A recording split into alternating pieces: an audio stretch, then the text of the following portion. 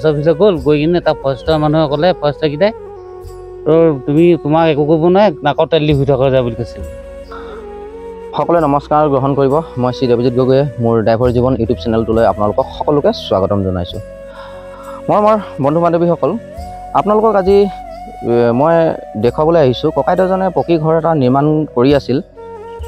নিৰ্মাণ কৰি থকা অৱস্থাত বাৰী সীমাৰ কাষতেই থকা গছ এজোপা আহি তেখেতৰ ঘৰটোত পৰিলেহি। এইটো ককাইদেউজনে কোৱা মতে যি ঘৰ মানুহৰ আচলতে গছজোপা হৈছিল, বহুতো অভিযোগ দি ৰাখিছিল গছজোপা কাটিবৰ কাৰণে। সেই মানুহঘৰে আচলতে গছজোপা নাকাটিল। নকটাৰ ফলত আজি বতৰ বেয়া হোৱাৰ ফলত গছজোপা ভাঙি আহি ককাইদেউজনে বনাই থকা ঘৰটিৰ ওপৰত পৰিলেহি। আপোনালোকক সকলোখিনি দেখুৱাওঁ এতিয়া, বলক।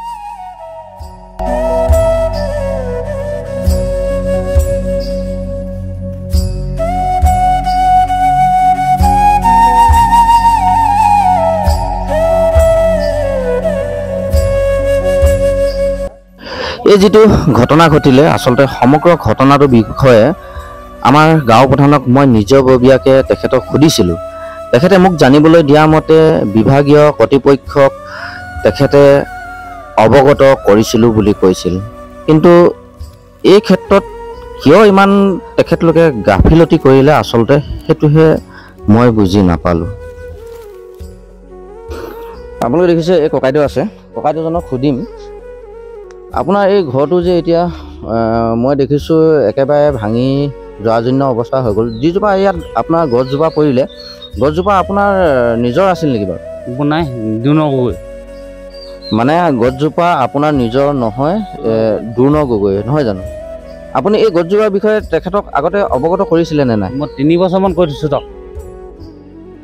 তেখেতে একো পদক্ষেপ নল'লে নে? মোক কয় আকৌ নিজৰ পইচা কাটি লওঁ বুলি গছজোপা বুলি। আপুনি এই গছজোপা কাটিবৰ কাৰণে অভিযোগ ক'ত দিছিলে? মই ফৰেষ্টত দিছিলোঁ, ADC অফিচত দিছিলোঁ, গাঁওবুঢ়া এখন দেখিছে, গাঁওবুঢ়াও কৈছোঁ, চবকে কৈ দিলোঁ মই। তেখেতলোকে মানে আজিলৈকে ব্যৱস্থা নল'লে নহয় জানো?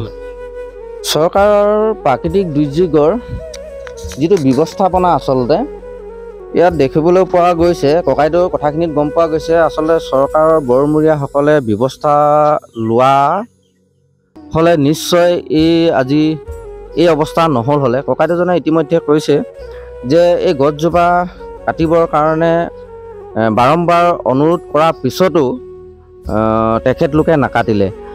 যদি এই ঘৰটো আজি সম্পূৰ্ণৰূপে হৈ উঠিল হয়, মানুহ যদি ভিতৰত কেনেবাকৈ সোমাই থাকিলে হ'লে, তেতিয়া আপোনালোকে অকণমান মন কৰকচোন, ভিতৰত থকা মানুহখিনিৰ অৱস্থা কি হ'ল হ'লে।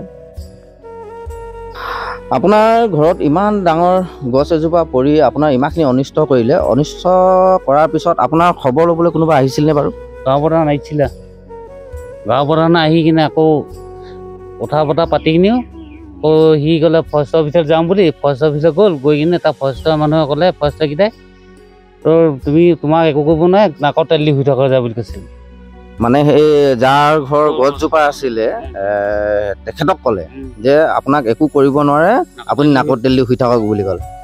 সঁচাই চাওকচোন, এই আমাৰ যিটো ব্যৱস্থাপনা আচলতে তেখেতে ইমান ধুনীয়াকৈ অভিযোগ দিয়াৰ পিছতো এই গাফিলতি সঁচাই বুজিব কিন্তু নোৱাৰি। আজি তেখেতলোকে যদি এই ব্যৱস্থাটো যদি লোৱা হ'লে, এই ককাইদেউজনৰ এই অৱস্থাটো কিন্তু নহয়। একেবাৰে দুখীয়া মানুহ, দিন হাজিৰা কৰি খায়, আজি যেনে তেনে কৰি চৰকাৰী ঘৰ এটা পাইছে তেখেতে। এই চৰকাৰী ঘৰটো যে এনেকৈ ভাঙিলে বুলি চৰকাৰে আকৌ এটা টকা তেখেতক উপৰিয়াকৈ কেতিয়াও নিদিয়ে। চাওকচোন, এই ঘৰটো আকৌ এতিয়া তেখেতে বনাব লাগিব।